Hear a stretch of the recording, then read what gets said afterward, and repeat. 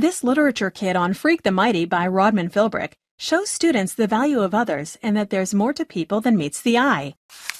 We include a complete summative assessment with a variety of questions, like multiple choice and vocabulary for grades 5 to 6.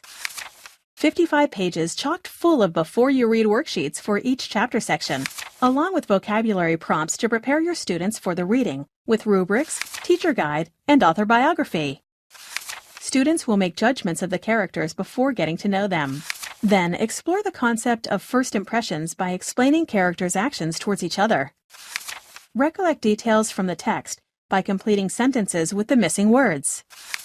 Test writing skills with a police report, complete with a synopsis of the events in question and witness statements. 6 additional writing tasks follow. Students show their creativity by designing a lost and found poster. A word search puzzle and comprehension quiz ends the unit. The easy marking answer key works by lining up perfectly with the matching question pages. 3-color posters, which are graphic organizers, completes the resource. Keep track of the different traits of Freak and Max in a graphic organizer before stating what they have in common. Visit our website to see more novel study guides just like it.